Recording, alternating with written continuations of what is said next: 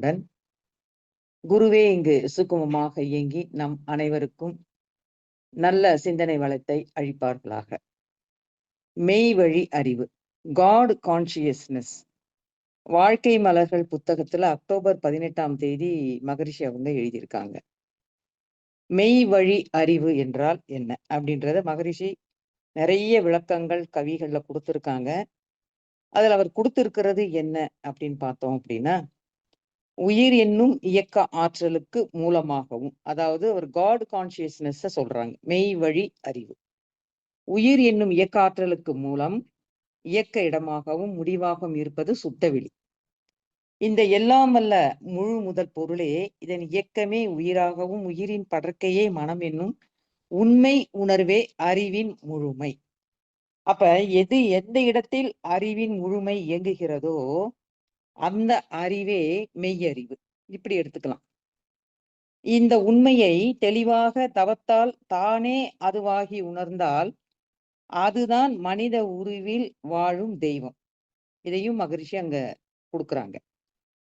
பேரியக்க மண்டலம் எல்லாமே தொடர் இயக்க களமாக இருப்பதால அதிலே இருந்து நானோ மற்றதோ வேறு இல்லை, எல்லாமே ஒரே அறிவு, ஒரே தெய்வம், ஒரே உயிர், ஒரே மனம் என்பதை மகரிஷி குறிப்பிடுறாங்க. இந்த உடலோடு உயிர் இயக்கம் நடைபெறும் வரையில இந்த உயிர்களுக்கு அறிவாலும் உடலாலும் கடமை செய்து மனித குல வாழ்விற்கு வழிகாட்டியாக வாழ்ந்து நிறைவு பெறுவதே மெய் வழி அறிவாகும். நான் திரும்பி சொல்றேன், இந்த விளக்கத்தை மறவாது உடலோடு உயிர் இயக்கம் நடைபெறும் வரையில் உயிர்களுக்கு அறிவாலும் உடலாலும் கடமை செய்து மனித குல வாழ்விற்கு வழிகாட்டியாக வாழ்ந்து நிறைவு பெறுவதே மெய் வழி அறிவாகும்.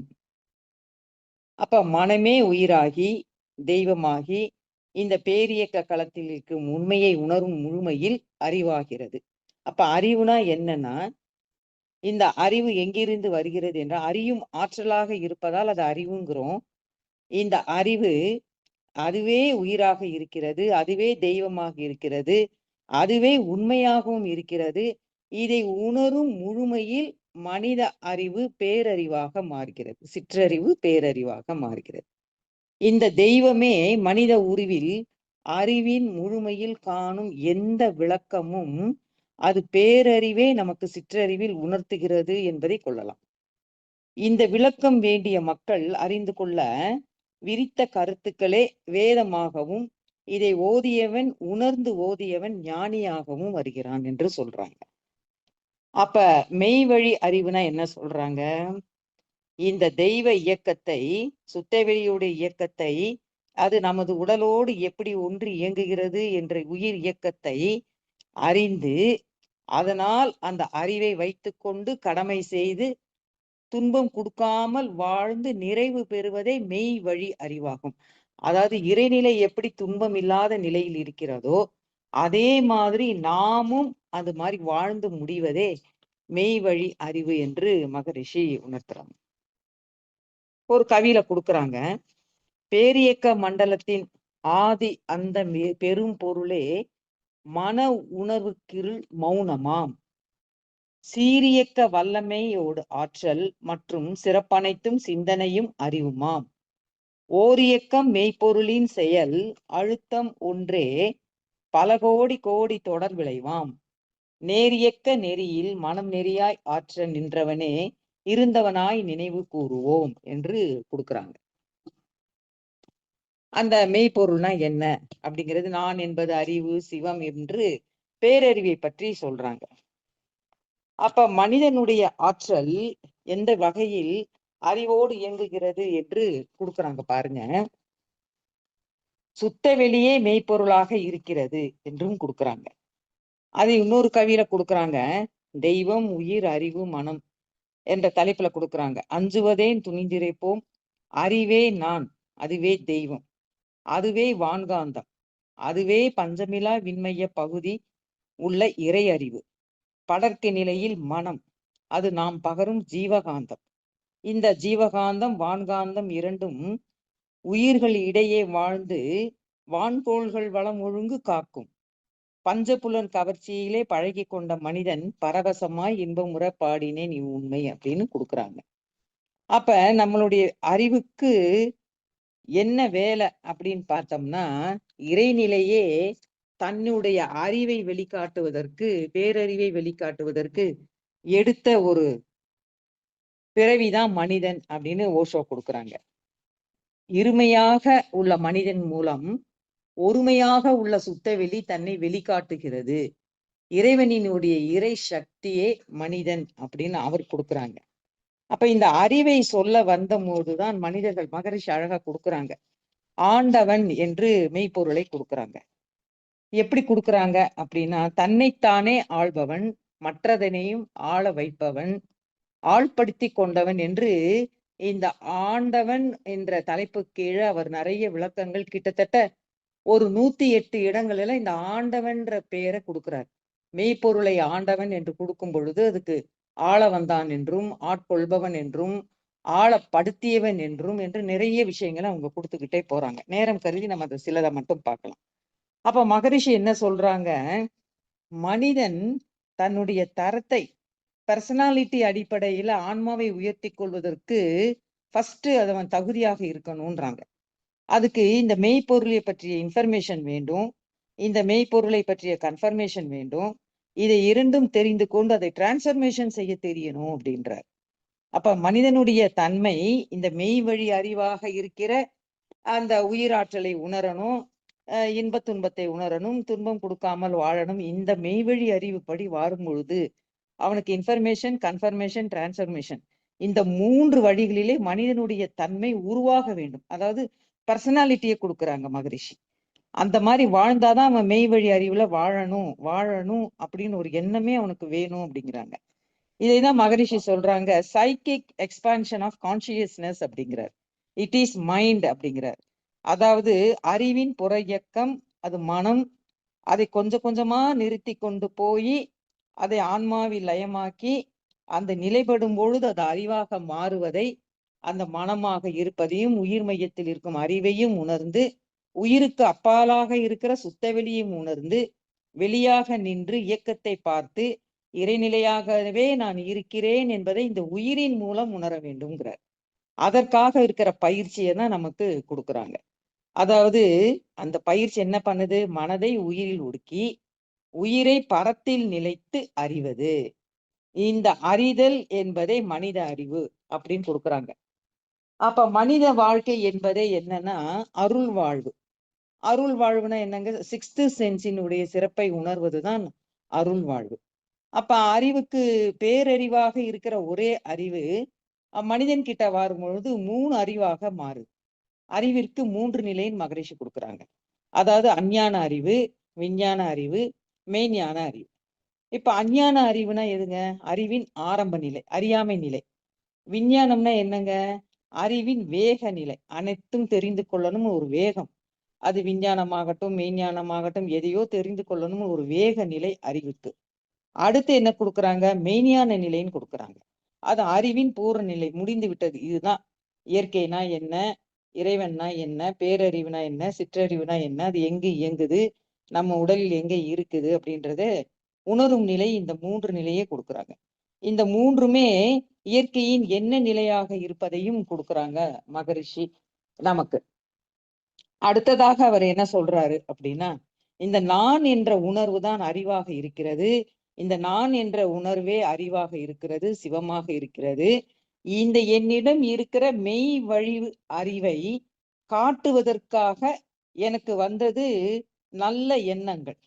என்கிட்ட இருக்கிற மெய் வழி அறிவை, என்னுடைய அறிவில் இருக்கிற உயர் பண்பை காட்டுவதற்கு எனக்கு சில குணங்கள் இருக்கிறது, நல்ல குணங்கள் இருக்கிறது. இந்த நல்ல குணங்கள் இருப்பதை தான் மகரிஷி அறிவு மயங்கிய நிலையில் இருந்தால் அது தீய குணமாகவும், அறிவு விழிப்பு நிலையில் இருந்தால் அது நல்ல குணங்களாகவும் வெளிப்படுகிறதுங்கிறார். அப்ப என்கிட்ட இருக்கிற மெய் வழி அறிவை நான் வெளிக்காட்டுவதற்காக, என்னுடைய உயிர் மூலம் என்ன என்பதை தெரிந்து கொள்வதற்காக நான் சில பயிற்சிகள் செய்யணும். அப்ப நான் செய்யும் பொழுது என்ன ஆகுது அப்படின்னா, இது அறநெறி வாழ்க்கையாக அது மாறுது. அப்ப அந்த அறநெறி வாழ்க்கையை வாழ்வதற்கு என்னென்ன வேண்டும் அப்படின்னு சொன்னோம் அப்படின்னா, அறநெறி என்பதே என்ன? மகரிஷி அழகா கொடுக்குறாங்க. அறநெறி என்பது ஒழுக்கம், கடமை, ஈகையாக நமக்கு கொடுத்தாலும் அது அறிவுக்கு உட்படும் பொழுது, அது உடலுக்கு வரும் பொழுது, உடல் அறிவாக மாறும் பொழுது எப்படி மாறுதுன்றாங்க? இயற்கை தேவையை மட்டும் நிறைவு செய்தால் அது உடல் அறிவாகவும், பொறி புலன்களை வைத்து இயற்கையை ரசித்து மனதில மாயையை கொண்டு வந்து அதை ரசிக்கும் பொழுது மன அறிவாகவும், அதாவது அறியாமை என்ற அறிவை வந்து 2ஆ பிரிக்கிறாங்க மகரிஷி. உடல் அறிவு, மன அறிவா பிரிக்கிறாங்க. அடுத்தது விஞ்ஞான அறிவுக்கு என்ன சொல்றாங்க? பகுத்தறிவில் தொகுத்துணர்வுன்றாங்க.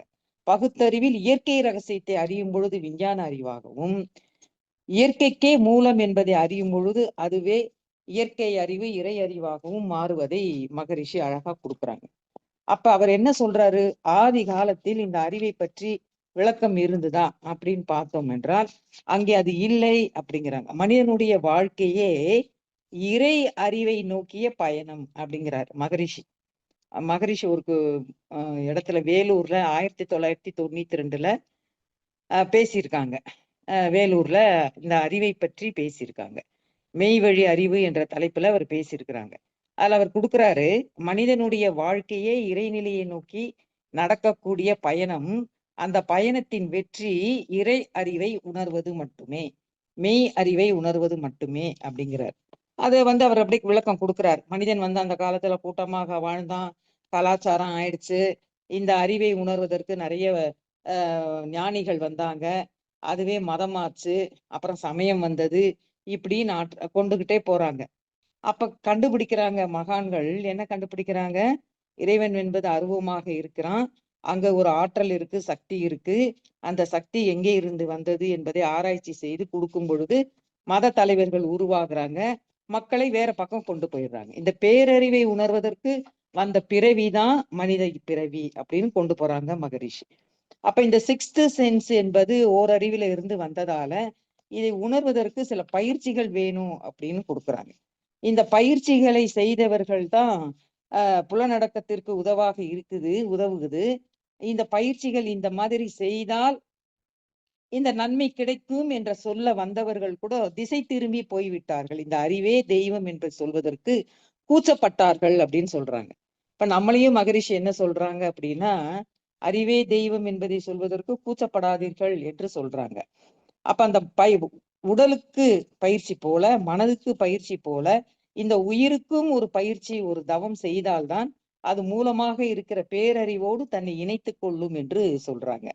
அந்த அறிவுக்கான பயிற்சி என்று கொடுக்கும் பொழுது இந்த இறைவனினுடைய இணைப்பிலே தான் நம்ம கட்டுப்பட்டு அவனுடைய அணைப்பில தான் இருக்கிறோம், அவனுடைய அன்பிலே தான் நம்ம வாழ்ந்து கொண்டு இருக்கிறோம், நாம் சுதந்திரமாகத்தான் இருக்கிறோம் என்று பழகுவதற்கு, அதை உணர்வதற்கு ஏற்கனவே உணர்ந்த ஆத்மாக்கள் தான் நமக்கு அதை கொடுக்க முடியுமே தவிர உணராத ஆத்மாக்கள் அதை கொடுக்க முடியாது. அதைதான் மகரிஷி திருப்பி திருப்பி திருப்பி என்ன சொல்றாங்க அப்படின்னா, இதற்காக இந்த பிறவியின் நோக்கத்தை அறிந்து கொண்டு உய்யும் வகை தேடி ஒரு கவியில கொடுக்குறாங்க. உய்யும் வகை தேடி உள்ளம் உருகி நின்றேன், உயர் ஞான தீட்சையினால் உள்ளொடுங்கி மெய்யுணர்வு என்ற மெய்வழி அறிவை அறிவதற்கு உணர்ந்த நிலையில் மெய்யுணர்வு என்ற பெரும் பதம் அடைந்தேன்றார். மேல்நிலையில் மனம் நிலைத்து நிற்க இங்க பிராக்டிஸ் கொடுக்குறாரு. ஃபர்ஸ்ட் 3 லைன் வந்து மெய்யறிவை பற்றி சொல்றாங்க. அதுக்கு வழி என்னன்னு சொல்றாங்க. உயர் ஞான தீட்சை கிடைச்சு உள்ள ஒடுங்கினாருன்னு சொல்றாரு. அந்த மெய்யுணர்வு நிலையை அடைவதற்கு, பெரும் பதம் அடைவதற்கு மேல்நிலையில் மனம் நிலைக்க வேண்டும், அகத்தவத்தில் உயிர் நிற்க வேண்டும், உயிருக்கு மூலமாக இருக்கிற நிலையில் என்னுடைய அறிவு அடங்க வேண்டும், தெய்வம், அறிவு, உயிர், மனம் அனைத்தும் ஒன்றே அப்படின்னு சொல்லி முடிக்கிறாங்க. மேல்நிலையில் மனம் நிலைத்து நிற்க நிற்க ஐயுணர்வும் ஒன்றாகி அறிவு அறிந்தேன். அப்ப 5 உணர்வும் ஒன்றானா தான் அறிவை அறிய முடியும். அது வரைக்கும் முடியாது. மாயை அறிவுக்குள்ள நம்ம போயிடுவோம், உடல் அறிவுக்குள்ள போயிடுவோம், மன அறிவுக்குள்ள போயிடுவோம். உடல் தேவை, மன தேவையோட முடித்து கொண்டு அறியாமை என்னும் அறிவிலேயே நின்று விடுகிறோம் அப்படிங்கிறார். அப்ப மெய் வழியில் நம்ம வாழ்கிறோமா அப்படின்னு பார்த்தோம்னா, மெய்யறிவோடு நம்ம இணையாமலேயே பொய்யறிவில் வாழ்ந்து கொண்டு இருக்கிறோம் என்று மகரிஷி கூறுகிறாங்க. அப்ப ஐயுணர்வும் ஒன்றாகி அறிவறிந்தேன், ஆசை என்ற வேகம் ஆராய்ச்சியாச்சு, செய்தொழில்களில் கடமை உணர்வு பெற்றேன், சிந்தனையில் ஆழ்ந்து பல விளக்கம் கற்றேன் அப்படிங்கிறாங்க. மகரிஷி திருப்பி திருப்பி சொல்லுவது அந்த மெய்வழி அறிவுல என்ன சொல்றாரு அப்படின்னா, என்னுடைய நோக்கம் மனிதனே தெய்வமாக இருக்கிறான், மனிதனும் இறைவனும் ஒன்றுதான். அந்த மனிதனும் இறைவனும் ஒன்று என்பதை உணர்வதற்கு எனக்கு என்ன தடை அப்படின்னு பார்த்தோம்னா, அறியாமை என்ற இருள் தான்றார். மீண்டும் மீண்டும் அவர் சொல்றார், முழு முதற் பொருளாக இருக்கிற அனைத்துமாக இருக்கிற சுத்த வெளியின் என்ற பேரறிவு, அது என்னுடைய உடலோடும் உயிர் இயக்கத்தோடும் இருக்கிறது. உயிர்களுக்கு அறிவாலும் உடலாலும் நம் கடமை செய்து மனிதகுல வாழ்விற்கு வழிகாட்டியாக வாழ்ந்து நிறைவு பெற வேண்டும். இது ரொம்ப முக்கியம். இதை தொண்டுல கொண்டு வந்து முடிக்கிறார். இந்த மெய் அறிவை மெய் வழி அறிவாக மாற்றார். மெய்யறிவை உணர்ந்து தொண்டு செய்வதற்கு நான் பயிற்சி செய்து அந்த அறிவு எங்கிருந்து புறப்பட்டு வந்தது என்பதை உணர்ந்து, சுத்த வெளிதான் எல்லாமாக வந்திருக்கிறது என்பதை உணர்ந்து, அதில முழுமையாகி மனமே உயிராகி தெய்வமாகி விரிந்த பேரியக்க களத்துல இருக்கிறது என்பதை உணர்ந்து, அதற்கு அப்புறமா தான் அவர் சொல்றாரு, இந்த இயக்கம் உங்க உடல்ல இயங்குகிற வரைக்கும் உங்களுடைய அறிவாலும் உடலாலும் கடமை செய்யுங்கள், இந்த வழிகாட்டியாக வாழுங்கள். இந்த வழிகாட்டியாக வாழும் மனிதனே மெய் வழி அறிவாக வாழும் மனிதன் என்று விளக்கம் கொடுக்குறாங்க. திருப்பி திருப்பி அவர் அதையே தான் சொல்லிக்கிட்டே இருக்கிறார். அதுக்கு நமக்கு என்ன தடை என்று பார்த்தா அப்படின்னா, ஒருத்தர் கேட்கிறாரு என்ன அறிவுனா என்னங்க? அப்ப மகரிஷி கொடுக்குறாரு அறிவுனா என்ன அப்படின்னா, உடலில் எழும் மின்சக்தி ஒளி ஒலி சுவை மனம் ஊர் உணர்வோடு யூகமாய் தொடர்பு கொள் பொருளில் எழும் இந்த அறுவகையான தோற்ற பேதங்கள் தம்மை படர் இயக்கத்தினால் பலபேத அளவாகி பதிவு கொண்டு இன்ப துன்ப இடராகி மகிழ்வாகி இடர்தீர்க்கும் முயற்சியாய் எண்ணமாய் உள்ளதே அறிவாம். இத்தனை கொடுக்குறாங்க பாருங்க. அப்படியே சயின்ஸை கொண்டு வராங்க, மின்சக்தியை கொண்டு வராங்க. நம்ம அதை அறுவகை குணத்தோடு அதை அனுபவிக்கும் பொழுது ஊர் உணர்வோடு யூகமாய் தொடர்பு கொள் பொருளில் எல்லா வகையான தோற்ற பேதங்களில் படர் இயக்கத்தில் பலபேத அளவாகி பதிவு கொண்டு இன்ப துன்ப இடராகி மகிழ்வாகி இடத்தீர்க்கும் முயற்சியாய் எண்ணமாய் உள்ளதே அறிவாம் என்று கொடுக்குறாங்க. அப்ப இறைநிலை என்பது என்ன, அறிவு என்பது என்ன அப்படின்னு சொல்றாரு பாருங்க. இறைநிலை, உயிர்நிலை அல்லது நுண்வின் காந்தாலை இந்த 3 மரப்பொருளையும் உணர்ந்து கொள்ள தகுதியும் திறமையும் உடைய ஆற்றலே மனித ஆற்றல். அதுவே 6th சென்ஸ்ன்னு சொல்றாரு. மனிதனுக்கு வரும்பொழுது அந்த பேரறிவு 6வது அறிவாக மாறுகிறது.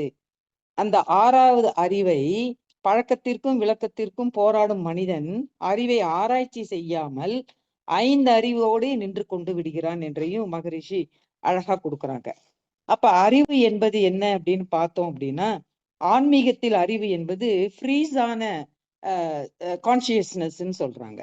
ஆன்மீகத்தில் அறிவு என்பது உறைந்த அறிவு அப்படிங்கிறாங்க. நமக்குள்ளாக ஏற்கனவே உறைந்த அறிவு இருக்கிறது, பேரறிவு இருக்கிறது. அந்த இருக்கும் ஆற்றலை, அந்த அறிவை, இறைவின் இருப்பிடமாக இருப்பதை நாம் என்ன பண்ண முடியாதுங்க, அளவிட முடியாது, கோடு காட்டிட முடியாது. அது ஒரு கற்று தேர்ந்த அறிவாகவும் அனுபவ அறிவாகவும் அதை மாற்றிக்கொண்டால் மட்டுமே, அந்த ஆற்றலை மாற்றிக்கொண்டால் மட்டுமே அந்த அறிவை உணர முடியும் என்று மகரிஷி இன்னொரு இடத்துல கவிகள், நிறைய கவிகள் கொடுக்குறாங்க, மகரிஷி அவர்கள் கொடுக்குறாங்க. இந்த நிலையில் பார்க்கும் பொழுது மனிதனே உய்யும் வகை உள்ளம் தேடி நின்றால்தான், உருகி நின்றால்தான் அவனால் அந்த இடத்திற்கே வர முடியும் என்று மகரிஷி கொடுக்குறாங்க. முதல்ல எண்ணம் வேண்டும் உங்களுக்கு அப்படிங்கிறாரு. எந்த எண்ணம் வேண்டும் அப்படின்னா, என்னால் இறைவனை உணர வேண்டும், என்னால் உணர முடியும், நான் என்பதே சிவம், சிவம் என்பதே நான் என்பதை அறிவதற்கு மகரிஷி பயிற்சிகளை கொடுக்குறாங்க. அந்த பயிற்சிகளில் இருக்கும் ரகசியம் இன்னைக்கு பார்த்தோம் அப்படின்னா, இந்த உயிரானது தனது மெய்யறிவை உணர்ந்தால் சத்துவ அறிவு. இப்ப அறிவை மகரிஷி 4ஆ பிரிக்கிறாங்க. சத்துவ அறிவு, ரஜோகுண அறிவு, தமோகுண அறிவு, ஞான அறிவாக பிரிக்கிறாங்க. எப்படி பிரிக்கிறாங்க? ஒரு கவியில கொடுக்குறாங்க. உயிர் தனது மெய்யை உணர்ந்தால் அது சத்துவ அறிவாக இருக்கிறது. உயிர் தனது அறிவை ரஜோகுணத்துல கொண்டு போய் வைக்கும் பொழுது அது ரஜோகுண அறிவாக மாறுகிறது. அறிவுதான் எல்லாமே. ஆனால் உயிர் மற்றவர்களுக்கு துன்பம் கொடுக்கும் பொழுது அது தமோகுண அறிவாகவும் மாறுகிறது. ரஜோகுண அறிவு என்பது இன்பமும் கொடுக்கும், துன்பமும் கொடுக்கும். அதை மற்றவர்கள் அனுபவிக்கும் பொழுது ரசித்தும் பார்க்கும். இதுதான் ரஜோகுணம். ரசித்து பார்த்து அனுபவிப்பது ரஜோகுண அறிவு, இன்பமோ துன்பமோ. ஆனால் தமோகுணம் என்பது கெடுதலை மட்டும் கொடுத்து ரசிக்கும். இது தமோகுண அறிவுன்னு கொடுக்குறாங்க. இந்த 3 குணத்தையும் உணர்ந்து இன்பத்தை மட்டுமே கொடுக்கிற ஒரு அறிவை தான் மகரிஷி மெய் வழி அறிவு என்று கொடுக்குறாங்க. இந்த 3 குணத்தை பற்றியுமே தெரியணும். சத்துவத்தை பற்றி தெரியணும், ரஜோகுண அறிவை தெரியணும், தமோகுண அறிவை பற்றியும் தெரியணும்.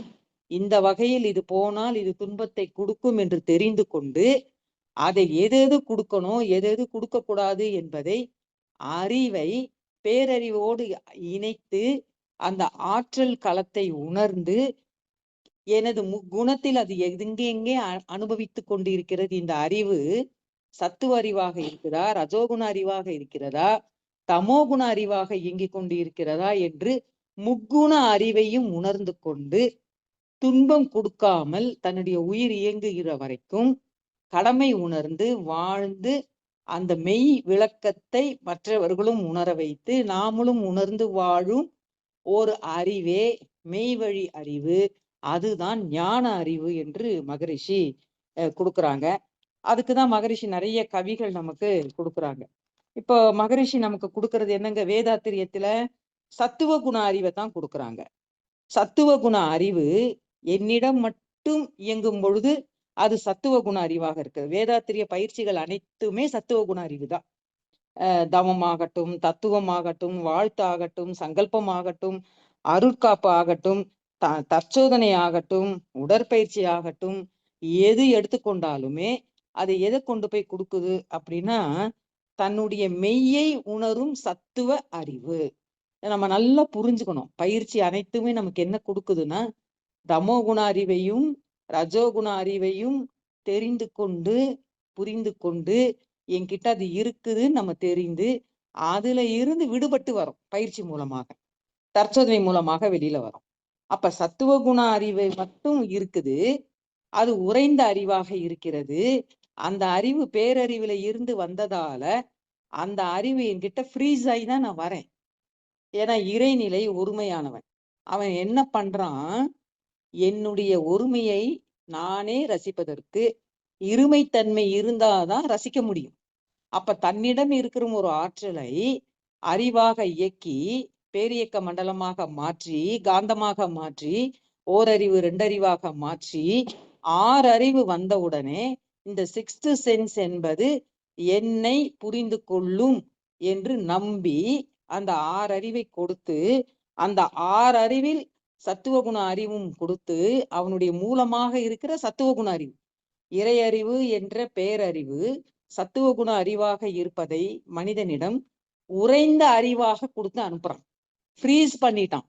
ஃப்ரீஸ் பண்ணி உறைந்த அறிவாக இருக்கிற சத்துவகுண அறிவை நாம் உணர்வதற்கு உயிரின் மூலத்துக்கு போய் அந்த மூலம் எங்கிருந்து வந்தது என்பதை கண்டுபிடித்து இந்த சத்துவகுண அறிவில இருந்து மெய் அறிவில இருந்து நான் மெய் வழி அறிவாக வாழ வேண்டும். மெய் அறிவில் இருந்து பேரறிவில் இருந்து நான் என்னுடைய கடமையை உயிர் இருக்கும் வரையில் மற்றவர்களுக்கு இந்த மெய்யறிவை உணர்ந்து போதித்து வாழ வேண்டும், கடமையை தவறாமல் செய்ய வேண்டும் என்ற ஒரு அறிவுல கொண்டு வந்து நிப்பாட்டுறாரு. அப்ப இதை உணர்வதற்கு பயிற்சிகள். அப்ப பயிற்சிகள் என்ன பண்ணுது? நான் சத்துவ குணத்துல இருக்கிறேனா? ஆமா, நான் பிறந்து வந்ததே சத்துவ குண அறிவு தான், பேரறிவு தான், மெய்யறிவு தான். சுத்த வெளியில தான் எல்லாமே இருக்குது. அதுதான் இயக்கமாக இருக்கு, ஆற்றலாக இருக்கு, காந்தமாக இருக்கு, பேரியக்க மண்டலமாக இருக்கு, பஞ்சத்தன் மாத்திரையாக இருக்கு. அனைத்துமே அதுதான். அதுதான் அறிவு, அதுதான் உயிர், அதுதான் தெய்வம், அதுதான் மனம், எல்லாம் அதுதான். தெரிஞ்சுக்கிட்டேன். சத்துவ குண அறிவு என்கிட்ட இருக்கிறது என்பதை தெரிந்து கொண்டேன். ஆனால் அதை நான் அனுபவிக்கணும், உணரணும், அதை நான் வெளியில காட்டணும். என்கிட்ட இந்த நற்பண்பு இருப்பதை காட்டணும். அதை காட்டுவதற்கான வழிதான் அறநெறி வாழ்க்கை. என்ன நான் ஃபோக்கஸ் பண்ணி நான் ப்ரெசென்ட் பண்ணணும். இன்ஃபர்மேஷன் கன்ஃபர்மேஷன் பண்ணிட்டேன், நான் அதை ப்ரெசென்ட் பண்ணணும். ப்ரெசென்ட் பண்றதுக்காக நான் ஒரு வாழ்க்கை வாழணும் பாருங்க, அதுதான் அறநெறி உணர்வு. மறைபொருளாக இருக்கிற காந்தம் மறைபொருளை, தெய்வம் உயிர் மனம் என்ற மறைபொருளை நான் உணர்ந்து, அந்த உணர்ந்துட்டேன், நான் ரொம்ப நல்ல வாழ்க்கை வாழ்ந்து கொண்டு இருக்கிறேன் என்பதை வெளிக்காட்டுவதுதான் அறநெறி வாழ்க்கை. அந்த அறநெறி வாழ்க்கையை வாழ்வதற்கு நமக்கு தேவையானது, என்னிடம் 3 அறிவில் எந்த அறிவு இயங்கு கொண்டு இருக்கிறது? இது முக்கியமான கேள்வி. சத்துவகுண அறிவா, ரஜோகுண அறிவா, தமோகுண அறிவா? இந்த 3 அறிவில் எது இயங்கிக் கொண்டு இருக்கிறது? சத்துவகுண அறிவு பர்மனன்ட், அது மறை பொருளாகவே என்னிடம் இருக்கிறது. தெய்வ நிலை இருக்குது, உயிர் இருக்குது, பரம் என்பது என்னன்னு தெரியும், மனம் என்பது இருக்குது. இது 3 எனக்கு தெரியும். ஆனா அது ஃப்ரீஸ் ஆகி இருக்கு. சத்துவ குண அறிவு என்னிடம் எப்படி இருக்குது அப்படின்னா, ஃப்ரீஸ் ஆகி உறைந்த நிலையில் செயலுக்கு வராமல் இருக்கு, ஆனா இல்லை. அந்த நிலையில் என்னுடைய அறிவு இருக்கிறது, மெய்யறிவு. அதை நான் வெளிக்கொண்டு காட்டணும் அப்படின்னா என்கிட்ட இன்னொரு பக்கம் என்ன இருக்குன்னு நான் பார்க்கணும். அப்ப ரஜோகுணம் இருக்கிறதா, அறிவு இருக்கிறதா, தமோகுண அறிவு இருக்கிறதா? அதை நான் செயல்படுத்துவது கொண்டு வராம, அது இருப்பது எதுக்கு? என்னுடைய கருமையத்தில் இருக்கும் வினைப்பதிவுகள். வினைப்பதிவுகள் இருப்பதால எனக்கு இந்த 2 அறிவும் சேர்ந்து கிஃப்டா வந்துருச்சு, பிறவியில வந்துருச்சு. பிறவியில வரும்பொழுது அந்த நோக்கம் என்ன என்பதை தெரியாமல் இந்த 2 அறிவிலேயே நான் வாழ்ந்துடுறேன். சத்துவகுண அறிவிலையும் ரஜோகுண அறிவிலையும் வாழும்பொழுது நானு மெய்யறிவு இருந்தும் மெய் வழி அறிவு இல்லாமல் வாழ்ந்து முடிக்கிறேன். அப்ப நான் எதுவுமே சரியா செய்யாம மெய் வழி அறிவுல வாழாம நான் இறந்து விட்டால், மகரிஷி அழகா என்ன சொல்றாங்க, இறப்புக்கு பின் உயிரின் நிலைக்கு சோல் அட்டாச்மெண்ட் அப்படிங்கிறார். அப்ப அந்த வேதாத்திரியத்தில் நமக்கு கொடுக்கிற சத்துவ குண அறிவு, அந்த சத்துவ குண அறிவை வைத்து கொண்டு என்னுடைய மெய் வழி அறிவை நான் நிறைவு செய்ய வேண்டும். இதுதான் நோக்கம். ஃப்ரீஸான உறைந்த அறிவை வேதாத்திரியத்துல மகரிஷி சத்துவ குண அறிவாக நமக்கு கொண்டு வந்து கொடுக்குறாங்க. காந்தத்தை பற்றி, இறைவன மறைபொருளை பற்றி நமக்கு கொடுக்குறாங்க. சத்துவ குணம் என்பது என்னன்னு சொல்றாங்க. இந்த அறிவு இப்படி இருக்குதுன்றாங்க. இந்த அறிவை நீ வெளிக்கொண்டு வருவதற்கு உன்கிட்ட இருக்கிற மற்ற அறிவையும் பாரு. எல்லாவற்றையும் அறிந்து எந்த ஆற்றல் வைத்து கொண்டு இருக்கிறதோ, அறிந்து வைத்திருக்கும் ஆற்றலுக்கு பெயர் அறிவு. அறிந்து கொண்டு இருப்பது, ஏற்கனவே இருப்பதையும் உணர்வது. அப்ப இதை உணர்வதற்கு வேதாத்திரியத்துல சத்துவ குண அறிவு இருப்பது, எல்லா பொருட்களிலும் நானே இருக்கிறேன், முடிஞ்சு போச்சு, அவ்வளவுதான். நானே எங்குமாய் இருக்கிறேன், நான் தான் இயங்கிக் கொண்டு இருக்கிறேன் என்பதை உணர்ந்து எல்லா பொருள்களிலும் நானே இருக்கிறேன் என்பதை உணர்வதற்கு மகரிஷி கொடுத்த தவம் இறைநிலை தவம், முக்கியமான தவம். இந்த சத்துவ குண அறிவாகவே நான் இருக்கிறேன் என்பதை உணரும் தவம் இறைநிலை தவம். மற்ற தவங்கள் அனைத்துமே உயிரை வைத்து தவம். உயிருக்கு மூலம் எங்க இருக்குன்னு பாருங்க, ஆகினிலே பாருங்க, துரியத்துல பாருங்க, உடல் இயக்கத்துல 9 மையங்களில் பாருங்க, நித்யானந்தத்துல பாருங்க, காயகல்பத்திலையும் உயிருக்கான ஆற்றலை தான் நம்ம கொடுக்குறாங்க. ஓஜஸ் மூச்சை வச்சு நம்ம பயிற்சி பண்றோம், உயிருக்கு மூலமான பயிற்சியாக நம்ம பண்றோம்.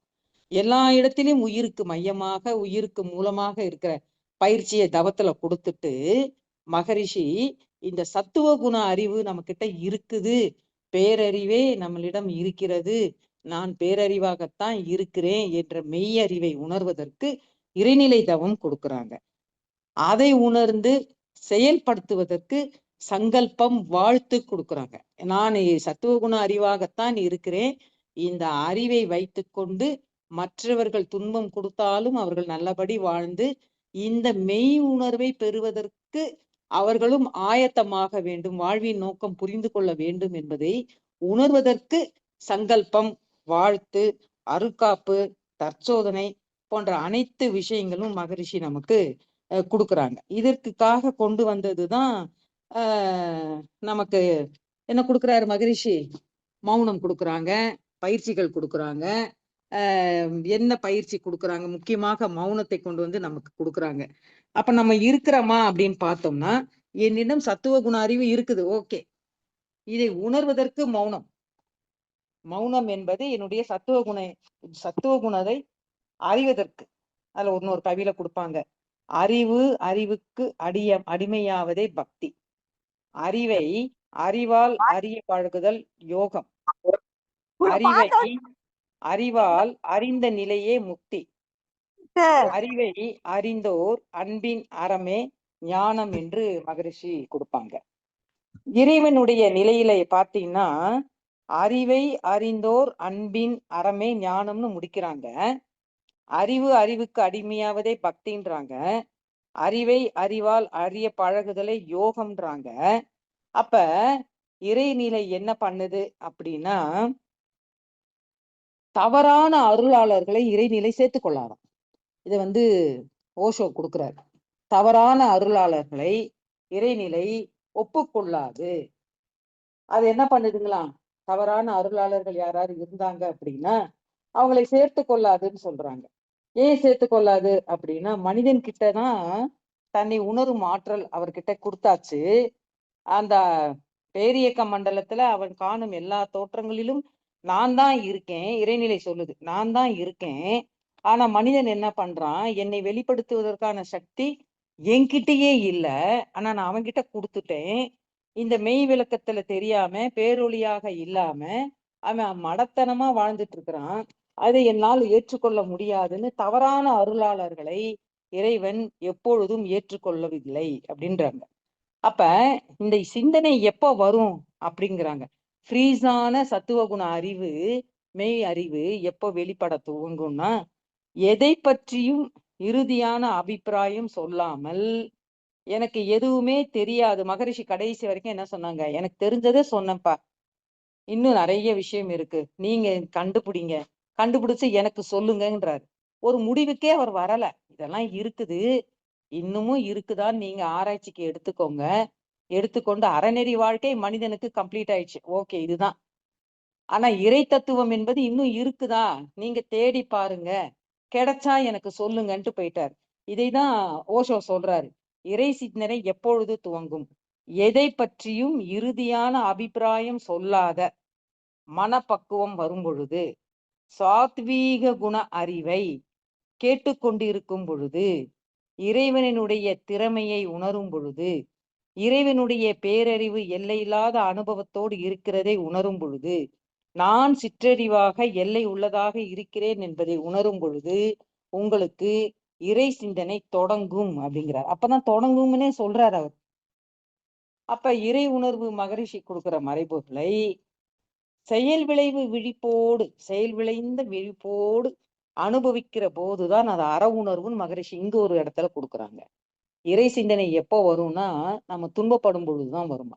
அதுக்காக தான் நம்ம ஊரா கோயிலா போறோம். எதுக்கு போறோம்? செயலினுடைய விளைவு தத்துவத்தை தெரியாததால வேறெங்கோ இறைநிலை இருக்குதுன்னு போறோம். மெய்யறிவை விட்டுட்டு பொய்யறிவுக்குள்ள போயிடுறோம். இதை மகரிஷி இந்த இடத்துலயும் கரெக்ட் பண்றாரு நம்மள. இறை உணர்வு என்பது தெய்வம், உயிர், காந்தம், மனம், மறைபொருளை உணர்தல், அவ்வளவுதான். அறநெறி என்பது இந்த இறை உணர்வை தெய்வம், உயிர், காந்தம், மனம் என்ற மறைபொருளை உணர்ந்து செயலிலே விளைவாக விழிப்போடு என்ன இருக்குன்னு பார்த்து இறைநிலைதான் இருக்குது என்பதை அனுபவிக்கிற பொழுது அற உணர்வு. ரொம்ப சிம்பிளா சொல்றாங்க. செயல் விளைவு தத்துவத்தை உணர்ந்து வாழும் பொழுது அது அற உணர்வு. இந்த அற உணர்வு கொண்டு வருவதற்கு தவமும் அறமும் வாழ்வதற்கு இந்த தவமும் உயிரோடு இயங்கும் பயிற்சியும் வேண்டும் என்று சொல்லி முடிக்கிறாங்க. அப்பதான் அது மெய்வழி அறிவாக மாறுகிறதுங்கிறாரு. உயிர் இயக்கம் இருக்கிற வரைக்கும் அறிவாலும் உடலாலும் கடமை செய்து இறை உணர்வை பெற்று மனித குல வாழ்விற்கு வழிகாட்டியாக இருப்பதுதான் மெய் வழி அறிவு. அதுக்கு மகரிஷி இன்னொரு கவி கொடுக்குறாங்க பாருங்க. அறிவுதனை கருவினிலை இணைத்து தவம் மாற்ற. இங்க உயிர்னு கூட சொல்லல அவரு, அறிவை தான் சொல்றார். அறிவை கருவினிலை இணைத்து தவம் ஆற்ற ஐம்புலன்கள் அமைதி பெறும் அருகுணம் சீராம். அப்ப அறிவை கொண்டு போய் தவம் மாற்றோம். அறிவு அதன் விழிப்பு நிலை பிறழ்ந்த தெளிவில் 5 பெரும் பழிச்செயல்கள் விளைக்க வழி இல்லை. அறிவு உயிரில் அடங்கி அந்நிலையில் மேலும் ஆழ்ந்து ஒடுங்கி துரியம் நிற்க முன்வினைகள் போகும். அறிவு துரியாதீதத்தில் நிற்க நிற்க. இதைதான் அந்த கவியில சொன்னார். மேல்நிலையில் நிற்க நிற்கன்னு அந்த கவியில. உய்யும் வகை தேடி உள்ளம் உருகி நின்றேன் உயர் ஞான தீட்சை. துரியாதீத தீட்சையில் உள்ளம் ஒடுங்கி மெய்யுணர்வு என்று பெரும் பதம் அடைந்தேன்ற. மெய்யுணர்வு என்ற பெரும் பதம் அடைவதற்கு உயர்ஞான தீட்சை வேண்டும். உயர்ஞான தீட்சை என்ற துரியாதீதம் வேணும்னா உள் ஒடுங்குகிறது. அதற்கு என்ன வேணும்னா உய்யும் வகை தேடி உள்ளம் உருகி நிற்கணும். நான் யாரு, நான் எதுக்கு வந்தேன், நான் எதுக்கு கஷ்டப்படுறேன், எதுக்கு நான் சந்தோஷமா இருக்கேன், என்னுடைய வாழ்வின் நோக்கம் என்ன, இறை உணர்வு என்ற அறிவு பயணம் பண்ணதான் நான் வந்தேனா, எதுக்கு இறைவன் என்னை படைச்சான், இதெல்லாம் உய்யும் வகை தேடி உள்ளம் உருகி நிற்க வேண்டும். ஓஷோ சொன்னார் பாருங்க, இறை சிந்தனை எப்பொழுது வரும் அப்படின்னா இதுதான் எண்டு அப்படின்னு நினைக்கவே கூடாதுங்கிறார். அந்த மனப்பக்குவம் உனக்கு வந்துருச்சா, நீ இறை சிந்தனையாளனாக நீ இப்பதான் ஆரம்பிக்கிற, பயிற்சியே இப்பதான் ஆரம்பம்ங்கிறாரு அவர். மகரிஷியும் அதே தான் சொல்றார். உய்யும் வகை தேடி உள்ளம் உருகி நின்றேன், அப்பதான் எனக்கு தீட்சை கிடைச்சிச்சு. அந்த தீட்சை கிடைத்ததால உள்ளம் ஒடுங்கினேன். உள்ளம் ஒடுங்கிறப்போ மூலமாக இருக்கிற மெய்யுணர்வு என்னன்னு புரிந்தேன். பதம் அடைந்தேன். பதம்னா முடிந்த நிலை. பதம் அடைந்தேன். மேல்நிலையில் மனம் நிலைக்க நிலைக்கின்றார். அததான் இங்கேயும் சொல்றாரு. அறிவு உயிரில் அடங்கி அந்நிலையில் மேலும் ஆழ்ந்து ஒடுங்கி துரியம் நிற்க முன்வினைகள் போகும் அறிவு துரியாதீத நிலை நிற்க நிற்க. 2 நிற்க போடுறாரு. எந்த இடத்துலயுமே தவத்துல அவர் நிக்கணும் அப்படின்னா ஒரு நிற்க போட மாட்டார். ஏன்னா நின்றுட்டு திரும்பி இறங்கிடுவோம். நமக்கு பசி வந்துடும், மயக்கம் வந்துடும், தூக்கம் வந்துடும். இவர் ராமகிருஷ்ண பரமஹம்சர் தன் முன்னாடி கஞ்சி கலையும் வச்சுட்டு தான் தவம் பண்ணுவாராம். 3 நாள் சமாதி நிலைக்கு போயிட்டு 3ஆவது நாள் வந்துருவாராம். அது ஏன் கஞ்சி நீங்க வைக்கிறீங்க கிண்ணத்துல முன்னாடின்னு அவர் சொன்னாராம். எங்கதான் போனாலும் இறைவன் கிட்டயே போனாலும் நான் கஞ்சி என் முன்னாடி இருக்குதுன்னு நினைவு வந்துருச்சுன்னா நான் வந்துருவேன்ப்பா. நான் இன்னும் கொஞ்ச நாள் உயிரோட இருக்கணும்னு நினைக்கிறேன், உங்ககிட்ட எல்லாம் நான் இருக்கணும்னு நினைக்கிறேன், அதனால அப்படியே சமாதிக்கு நான் போயிடுவேன். ஆனா அவ்வளோ இறைவனையே பாக்குற இந்த மனம் அறிவு உயிர் இந்த கஞ்சியை நினைச்சோன்னே இறங்கி வந்துருது பாத்தியா அப்படின்னு வரான். அப்ப அதனாலதான் மகரிஷி ஒரு நிற்க போட மாட்டாரு. நிற்க நிற்கன்னு மேல்நிலையில் மனம் நிலைத்து நிற்க நிற்க. ஏன்னா கஞ்சி கலையும் சினிமா டிராமா இதை வச்சு மனம் இறங்கிடக்கூடாது. அப்ப இறங்காம நீ அங்கேயே நில்லுங்கிறாரு. நிற்க நிற்க முன்வினைகள் போமே அறிவு துரியாத நிலை நிற்க நிற்க ஆதியாம் மெய்ப்பொருள் அரும் பிறவி தொடரே. ஆதியாக இருக்கிற அந்த மெய்ப்பொருளில் இருக்கும் பொழுது மனம் என்பது என்ன ஆகுதுங்க, மெய்ப்பொருளோடு இணையும் பொழுது அங்கேயே பிறவி தொடர் அறுவடுகிறது என்று மகரிஷி கொடுக்குறாங்க. சரி, இதுக்கு என்ன பயிற்சி பண்ணலாம் அப்படின்னா, கோயிலுக்கு போலாமா, என்னுடைய மனம் அங்க நின்ன போயிட்டு வந்துட்டா நல்லா இருக்குமானா, கோயில் என்பது மனோ தத்துவம்ங்கிறாங்க. பிரம்மன் என்பது பிலாசபின்றாங்க. அவரு பிலாசபி தத்துவம்ங்கிறாங்க. தவம் மரம் தான் ஞானிகள் நமக்கு கொடுத்த கிஃப்ட்டுங்கிறாங்க. தவம் மரம் தான் ஞானிகள் நமக்கு கொடுத்த 2 வாழ்க்கை உயர் வழி தவம் நெறிகள் அப்படிங்கிறாங்க. கோயில் என்பது ஒரு பிலாசபி, மனோ தத்துவம் இருக்கிற இடம். அந்த மனோ தத்துவம் இருக்கிற இடத்துல நீங்க போனீங்கன்னா கொஞ்ச நேரம் டாக்டர் மயக்க மருந்து கொடுத்த மாதிரி அங்க கொஞ்சம் இருந்துக்கலாம். ஆனா என்ன சொல்றாங்க அப்படின்னா, அந்த நேரம் முடிந்த உடனே நிற்க நிற்க நிக்க முடியாது, வந்துருவோம் நம்ம. அதுக்குதான் மகரிஷி சொல்றாரு, கடவுள் யார் என்று அறிய ஆர்வம் கொள்ளுங்கள், கருத்துடனே ஆராயுங்கள், கடவுள் நிலை பூரணமா இல்லையான்னு கருத்து ஒடுங்கி பாருங்க, அதுல என்ன இருக்குன்னு பாருங்க. பாத்தீங்கன்னா அதுல அணு இருக்கு, ஒளி இருக்கு, ஒளி இருக்கு, இறுக்கம் இருக்கு, எல்லாவற்றிலும் அவன் தான் இருக்கிறான் என்ற அறிவு, மெய் அறிவு அங்க இருப்பதை கண்டுபிடிங்க. அண்டத்திலையும் இருக்கான், பிண்டத்துல எங்கிட்டையும் இருக்கான் என்பதை உணர்ந்து கொள்ளுங்கள் என்று சொல்றாங்க. இன்னொரு கவி அழகா சொல்றாங்க பாருங்க. எந்த இடம் பொருள் சக்தி இயற்கையோ அதன் விளைவோ அந்த இடம் பொருள் சக்தி அனைத்தும் விதி. எந்த இடம் பொருள் சக்தி இயற்கையோ அதன் விளைவோ அந்த இடம் பொருள் அனைத்தும் விதி என்று உணர்வீர்.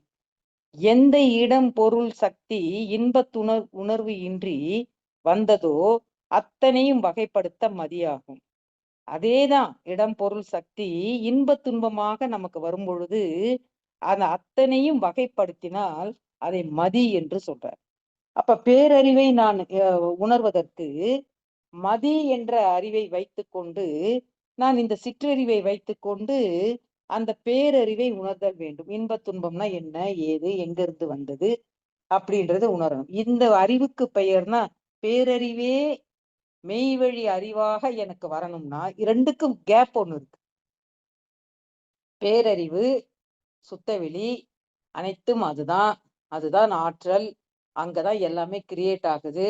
அங்கதான் விண்ணு அணுவு காந்தம் எல்லாம் கிரியேட் ஆகி அது இயக்க களமாக இருக்கு, இருப்பிட களமாகவும் இருக்கு. இடமும் அதுதான் கொடுக்குது, இயக்கமும் அதுதான் செய்யுது.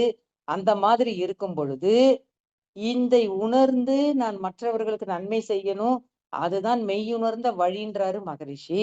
அப்ப அந்த மெய்யுணர்ந்த வழியை நான் உணர்வதற்கு எனக்கு 6ஆம் அறிவு ஒண்ணு இருக்குதுன்னு தெரியணும். இதுக்கு தகுதி இது ஒண்ணு மட்டும்தான். மெய் உணர்வை நான் அறிவதற்கு எனக்கு கிடைச்ச ஒரு கிஃப்ட் 6வது அறிவு. 6வது அறிவுனா என்ன? தெய்வ நிலை உணர்ந்து அறவழியே வாழ்கின்ற அகன்ற நோக்க அறிவாற்றல். அகன்ற நோக்க அறிவாற்றல் 6வது அறிவாம் அப்படின்னு மகரிஷி கொடுக்குறாங்க. தெய்வ நிலை உணர்ந்து அறவழியே வாழ்கின்ற அகன்ற நோக்க அறிவாற்றல் 6வது அறிவாம் அப்படின்னு முடிக்கிறாரு. அப்ப உயிர் பரமறிவு எல்லாம் ஒண்ணுதான் உணர்ந்து கொள்ளுங்க. 6வது அறிவின் சிறப்பை உணர்ந்து கொள்ளுங்க. இறைவனை கண்டு கொள்ளுங்க. அஞ்ஞானம்னா என்ன, விஞ்ஞானம் என்ன, மெய்ஞானம் என்று அறிவு 3 நிலையில இயங்குதை உணர்ந்து கொள்ளுங்க. எல்லா ரகசியம் அறிவதற்கு தகுதி 6வது அறிவில் தான் உள்ளது, 6th சென்ஸில் தான் உள்ளது. இதுதான் மகரிஷி கொடுக்குறாங்க. புலனைந்தின் துணை கொண்டு பூ உலகை அனுபவித்து, இங்கு 2 அறிவு இருக்கும். புலனைந்தின் துணை கொண்டு பூ உலகை அனுபவிக்கிறப்ப ஒரு அறிவு, இருமை நிலை அறிவு. புலன் தொடர்பற்று ஆராயும் புதுமையே 6ஆம் அறிவாம். புலன் தொடர்பற்று ஆராயும் புதுமையே 6ஆம் அறிவாம். புலன் கடந்த செயல் முடிவே பூர்வ நிலை அறிவறிதல். இது ஒருமைத்தன்மை. புலன் கடந்த அவ்விடத்தை பொருந்தி வாழ்வான் ஞானி. இது மெய்யறிவோடு இணைதல். இந்த அறிவை 4 நிலையில கொண்டு வராரு இந்த கவியில. இது வெறும்னே புலன் கவின்னு நம்ம நினைப்போம். இதுக்கு தலைப்பே மகரிஷி உயர் அறிவுன்னு கொடுத்திருக்கிறாங்க, மெய்யறிவுன்னு கொடுத்திருக்காங்க. அந்த மெய் அறிவை மெய் வழி அறிவாக நம்ம மாற்றி கொண்டு வருவதற்கு இந்த கவி. புலனைந்தின் துணை கொண்டு பூவுலகை அனுபவித்து புலன் தொடர்பற்று ஆராயும் புதுமையே 6ஆம் அறிவாம். புலன் கடந்த செயல் முடிவே பூர்வ நிலை அறிவறிதல். புலன் கடந்த அவ்விடத்தே பொருந்தி வாழ்வான் ஞானி என்று மகரிஷி கொடுக்குறாங்க. அப்ப 6th சென்ஸ்ன்றது ஒரு எக்யூப்மெண்ட்டை வைக்கிறோம். 6th சென்ஸுக்கு ஒரு லா இருக்கு. என்ன லா அப்படின்னா 6th சென்ஸின் சட்டம், முடிவு, தீர்ப்பு என்ன? ஓஷோ சொல்றாரு, ஒன்றிணைந்த மனிதராக, உங்களை ஒருமையாளனராக, பரிபூரண சுய எஜமானராக, அன்பான பிரபஞ்சமாக உங்களை ஆக்கிவிட்டே 6th சென்ஸ் செல்லும். உங்களுடைய 6வது அறிவு செயலுக்கு வந்தே தீரும். எப்படிங்க? ஒன்றிணைந்த மனிதராக உங்களை மாற்றும், சுய எஜமானராக மாற்றும், மெய்யறிவு பரிபூரணமாக இருக்கிற பிரபஞ்சமே நீங்க தான் அப்படின்றதை உணரும். இந்த 6th சென்ஸை நம்மை இந்த உடலை வைத்து இந்த அறிவை வைத்து உணரவில்லை என்றால் பிறவி தொடரும். இதை மகரிஷி கிளீனா சொல்றாரு. மனித பணி என்ன? எல்லா பொருளிலும் ஃப்ரீஸ் அறிவு இருக்கு, உறைந்த அறிவு இருக்கு. நம்ம வேலை என்ன? மகரிஷி சொல்றாங்க, மெய் வழி அறிவுக்கு என்ன வேலை, என்ன ஒர்க் கொடுத்துருக்கிறாரு, எப்படி செய்யணும்னா எல்லா பொருள்களிலும் எல்லா மனிதருக்குள்ளும் உண்மையின் வித்து உறைந்து போய் அறிவாக உள்ளது, பேரறிவாக, சத்துவ குண அறிவாக. நமது வேலை விதைக்கணும்னு அவசியம் இல்லை, சரியான பருவத்தில் அது முளைக்க விட வேணும். அதுதான் நமது பணி. மகரிஷி அழகா கொடுக்குறாங்க. பயிற்சி செய்வதுதான் பணின்றார். நமக்கு ஹோம்ஒர்க்கே பயிற்சி செய்வதுதான் பணி. சரி, பயிற்சி செய்வதா என்ன நடக்கும்? மகரிஷி அழகா இன்னொரு இடத்துல கொடுக்குறாங்க. பூமியையும் மக்களையும் நேசித்தால், அன்பால் அவர்களை அரவணைத்தால், பூமி தன்னுடைய கடனில் இருந்து உங்களை விடுக்க. நம்ம எல்லாம் கடங்காரங்க. அப்ப இந்த பூமியில வந்துட்டோம் சிற்றறிவோட. இந்த கடங்காரங்களை அது பிணைய கைதியா புடிச்சு வச்சுக்கிச்சு. பூமி விட மாட்டேங்குது. 6வது அறிவை உணரும் வரைக்கும் பிறப்பு தொடரும். அப்ப 6வது அறிவினுடைய 6th சென்ஸை வச்சுட்டு நம்மள கடனாளியாக பிணைய கைதியாக பூமி பிடிச்சிருச்சு. அதுக்கு எப்படி நம்ம இந்த பூமி கடன்ல இருந்து விடுபடுவதுன்னா, மக்களையும் நேசித்து பூமியையும் நேசித்து அன்பால் அரவணைத்து மெய்வழி அறிவு வாழ்க்கை வாழ்ந்தால் பூமி தன்னுடைய கடனில் இருந்து உங்களை விடுவிக்கும். ஆஃப்டர் டெத்து பேரியக்க மண்டல எல்லைக்குள்ளே போகலாம். இதையும் அது அழகா மகரிஷி கொடுக்குறாங்க. அதற்குத்தான் மகரிஷி பயிற்சிகள் பல பல பல பல பல பல பல கொடுக்குறாரு. நீ ஒன்னும் வேணாம், உன்கிட்ட ஃப்ரீஸ் அறிவு இருக்கு. நீ இன்னும் கொண்டு வந்து ஃப்ரீஸான அறிவை, சத்துவ குண அறிவை நீ திருப்பி விதைக்கணும்னு உனக்கு தேவையே இல்லை. ஏற்கனவே இருக்கு.